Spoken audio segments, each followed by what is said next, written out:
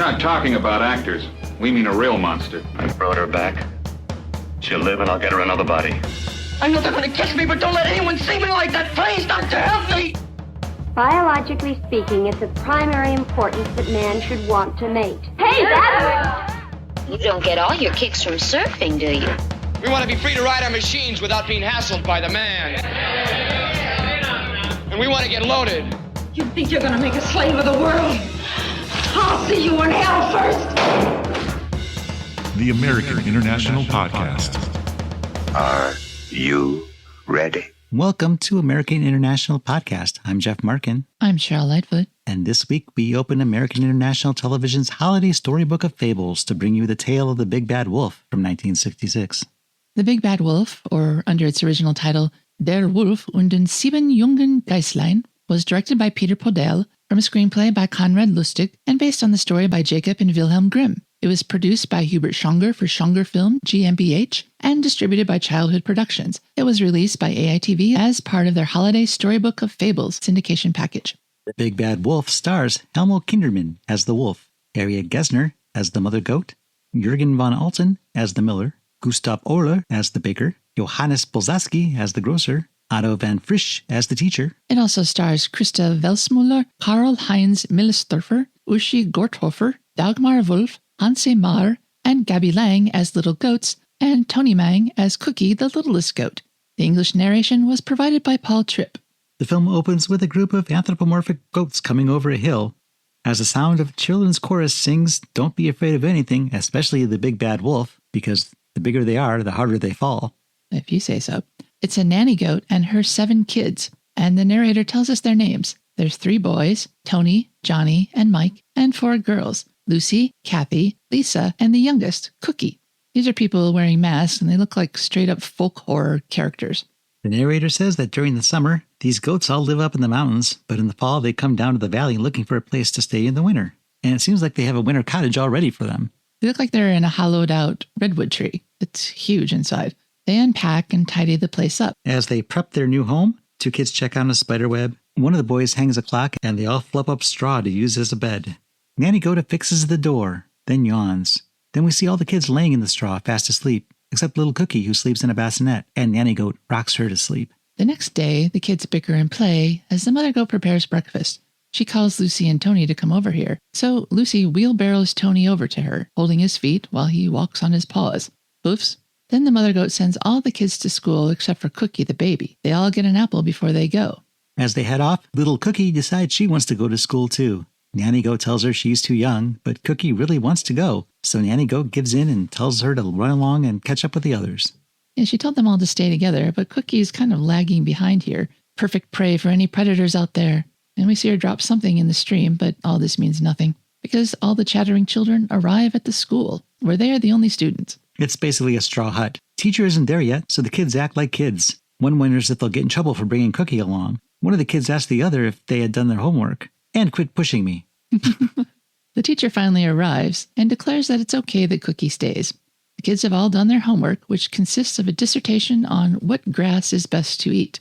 A lot has changed since I went to school. For the record, it's the grass down at the bottom of the hill. Yum. Teacher asks why they shouldn't eat wet grass. Because it will give us a tummy ache, answers another kid. And then the topic shifts rather abruptly. The new subject is big bad wolves and how to avoid them. To illustrate, teacher draws a picture of a big bad wolf on the chalkboard. This illustration shows how they can recognize a wolf, with his sharp teeth, long snout, growly voice, and pointed ears. This basic profile terrifies the children, but his description of a creature bent on their destruction is especially frightening for Cookie. Then the kids have to draw the wolf on their own slates.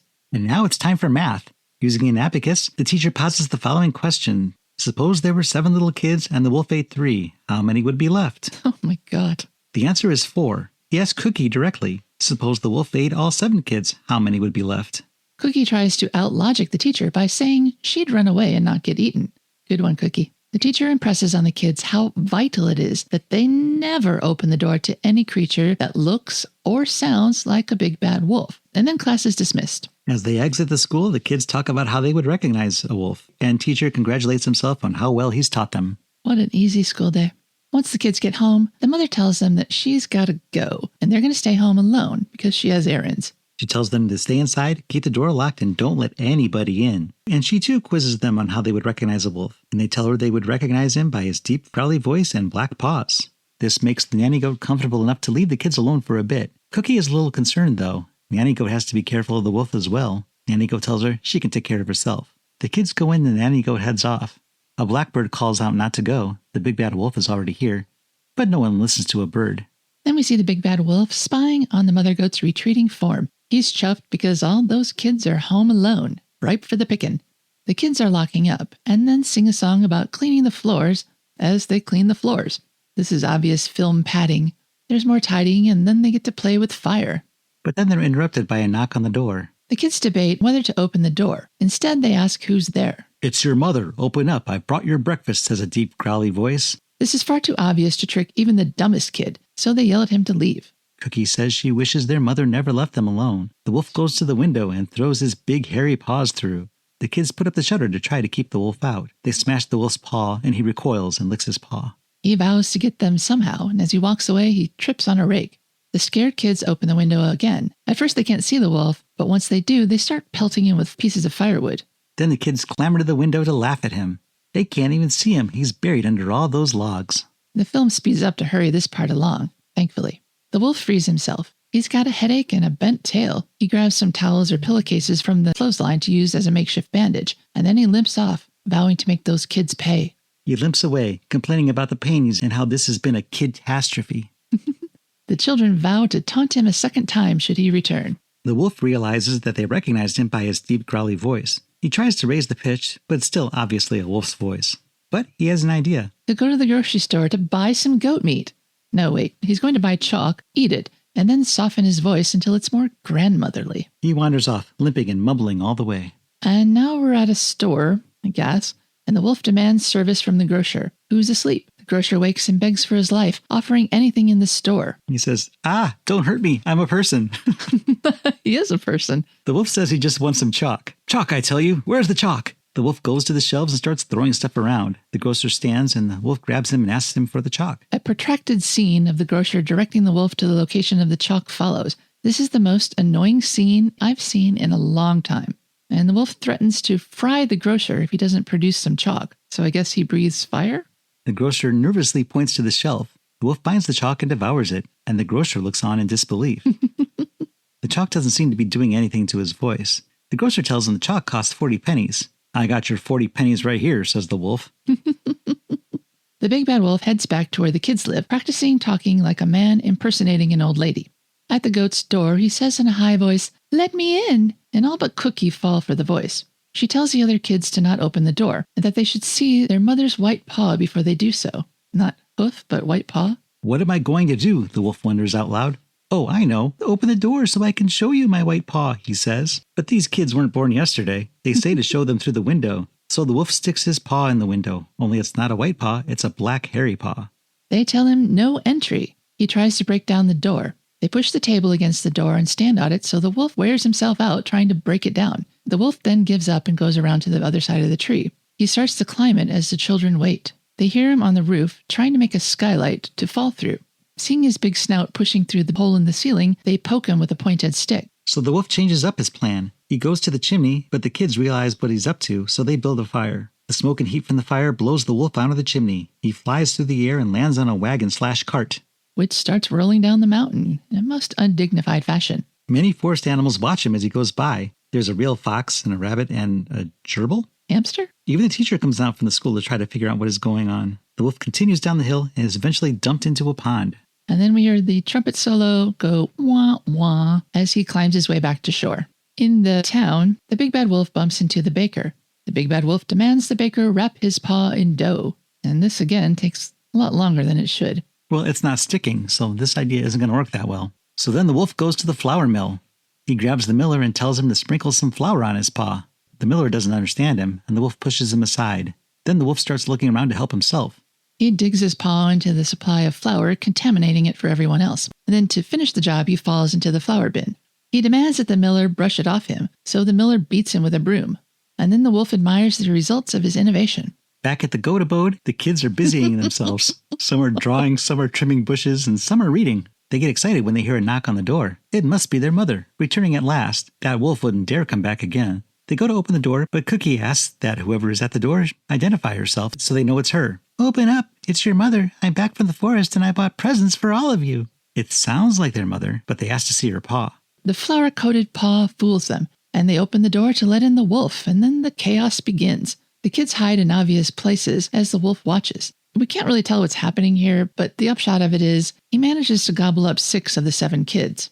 But he's awful fat and bloated, and he staggers around as though drunk. By his count, he ate 6, but he can't find any more, so he leaves, satisfied in his mission. Only Cookie, who hid in the cupboard, managed to stay out of sight. Now the mother goat returns from her little vacay from the kids. She finds her house a mess and all her kids missing, except for Cookie, who was hiding in the cupboard. Cookie explains that the wolf came in before they could stop him. All the kids ran and hid, but the wolf found them all and ate them. Everyone but Cookie. Nanny Goat asks why they opened the door. Cookie explains that they didn't for quite a while, but somehow the wolf got himself a sweet, gentle voice and a soft white paw.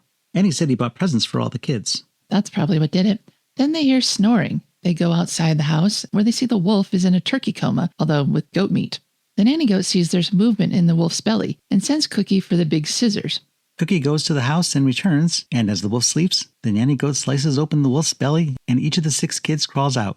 And then the nanny goat sends the kids to the river to grab some stones and tells Cookie to go get needle and thread. Once they return, they fill the wolf's empty tummy full of rocks and sew up the wound. But now the wolf is waking up, so the goats hide. The wolf stretches as he gets up. What is causing this grumbling in my belly? He wonders aloud. He thinks he should go on a diet. Who would have thought kids would be so indigestible? He thinks he should go on a diet, but he's thirsty enough to drink a whole lake. But he sees the well and decides he'll settle for a bucket of water. But as he tries to retrieve it, he tumbles in, drowning in the water at the bottom. All the goats come running out of their hiding places. The wolf is dead. They gather around the well to mock the wolf's corpse. Now about to bloat up and pollute their only local water supply. And then they cheer, and the Don't Be Afraid song plays us out. And that's the end.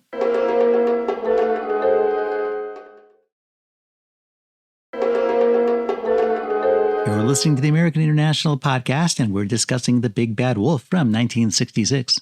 Schongerfilm was a German film production company based in Inning am Ammersee in the Bavarian region of Germany. It was founded by Hubert Schonger, a photographer who in 1923 founded a film company to distribute nature, cultural, and urban films, according to their website, which still exists, before transitioning into feature film production in 1930. Hubert Schonger began producing children's films around 1940. Filming took place from March to May 1957 in Germany in the area around Mittenwald and Lake Ammersee. Milton and Anne DeLug composed the soundtrack for the U.S. version of The Big Bad Wolf. The original soundtrack was released by RCA Camden Records. The Wolf and the 7 Little Goats premiered theatrically in the Federal Republic of Germany on August 27, 1957, but wasn't shown on German television until 1988, according to a German website referenced in Wikipedia. The Big Bad Wolf was released as a kids' matinee beginning in September of 1966, with the co-feature Snow White and Rose Red, which also came from Childhood Productions. Childhood Productions was a company founded by Barry B. Yellen, which released a number of kids' films offerings produced by Schongerfilm. American International Television released The Big Bad Wolf as part of their Holiday Storybook of Fables syndication package, also beginning in 1966.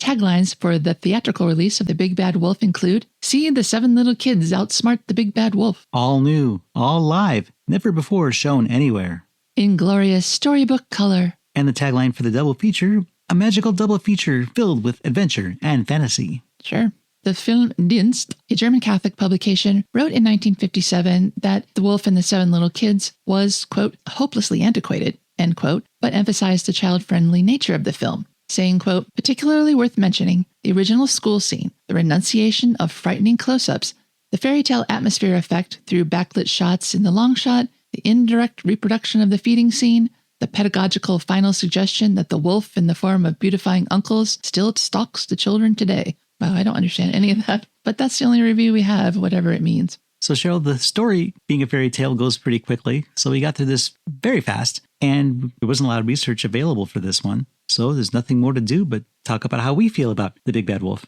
Well, I like the idea of doing grim fairy tales that are actually grim and not bowdlerized for the sensibilities of children. So this one has an unhappy ending for the wolf. It does, and it almost had an unhappy ending for the kids. But that's true to the fairy tale, where they didn't sanitize things for the feelings of children. They wanted kids to be afraid of nature, of other people, so they didn't sugarcoat them for them. And I think that's why this isn't one of the well-known fairy tales in America, because there isn't really a lesson here other than don't talk to strangers. And there's other that cover that one better. Like Red Riding Hood. Right. We see the Big Bad Wolf and the Three Little Pigs and Red Riding Hood. And this story isn't really as well known. At least I didn't know it as a kid. I have lots of books on fairy tales, and I may have read something of this nature. But yeah, it's not something that gets repeated over and over again, like Little Red Riding Hood or The Three Little Pigs. It definitely didn't find its way to Disney. And I don't know if it was the dubbing in the American version or if it's true to the original German, which I haven't seen. But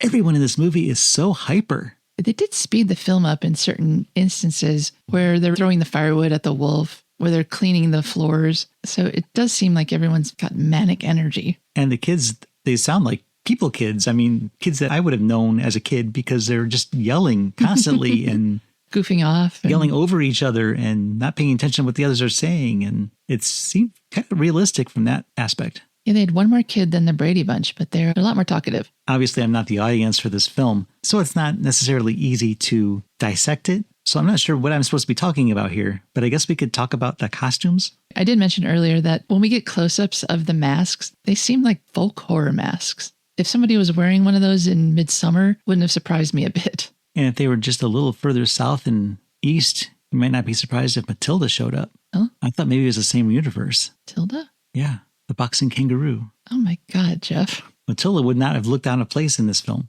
No, that was a bad costume, and these are bad costumes. The wolf costume is really bad in particular. But yeah, it's not as horrifying as the goat somehow, which just give me the shudders. I don't know, this movie reminded me more of Wicker Man, the original, than a fairy tale. But the wolf actually dying at the end, that is very true to the original. So kudos to them. I just wonder how kids in 1966 or in Germany in 1957, sometimes kids can be bloodthirsty little monsters. So they may have loved it, but Disney would never do that. I wonder if watching this as a kid, if you kind of tune out when the human characters show up, because they look really out of place in this film.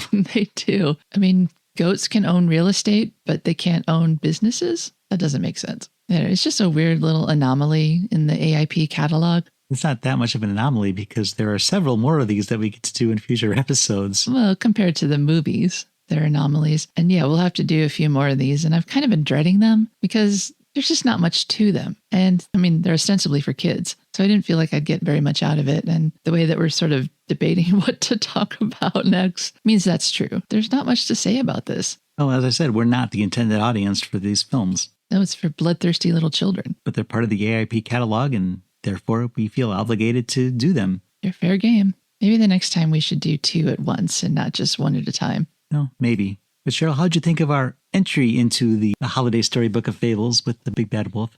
And why don't you tell me using our AIP scale, where A is awesome, I is intermediate, and P is pathetic? This isn't really worth rating to me. I'm certainly not going to go to the effort of justifying why it's pathetic. And obviously it's not awesome. So I guess I'll just give it an I. It did the job. It told the tale. I may not have enjoyed it, but then again, like you said, we're not the intended audience. So I'm going to give it credit for staying true to the original Grimm fairy tale by not sugarcoating it, by not making the wolf somehow survive and limp away to fight again. Those goats murdered that wolf. Deservedly so, but he's dead. So I guess I'll just let it hit in the middle with an I. What do you think? Well, I too was dreading doing these storybook ones because I just didn't think I'd get anything out of it. I couldn't even imagine as a kid enjoying this until I watched it. And I thought, as a kid, I might actually get a kick out of this.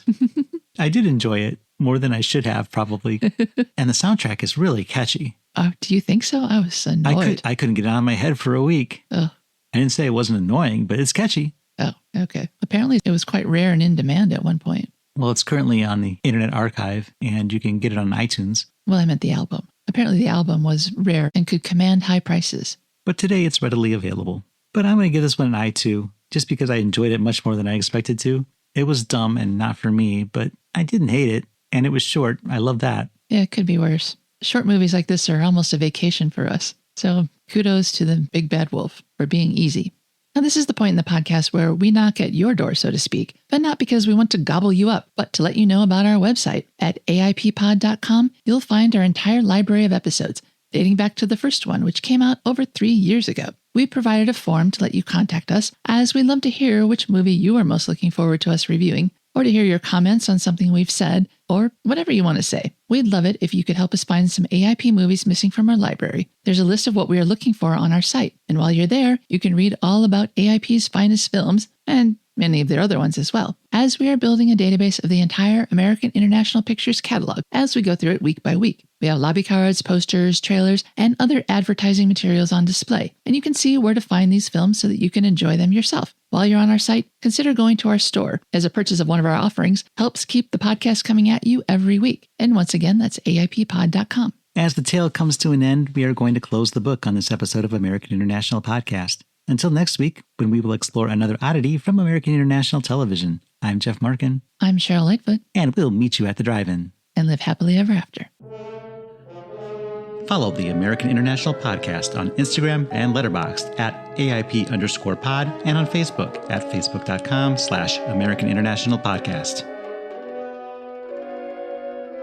The American International Podcast is produced and edited by Jeff Markin. A man whose mind is distorted by hatred. And Cheryl Lightfoot. A girl hungry for too many things.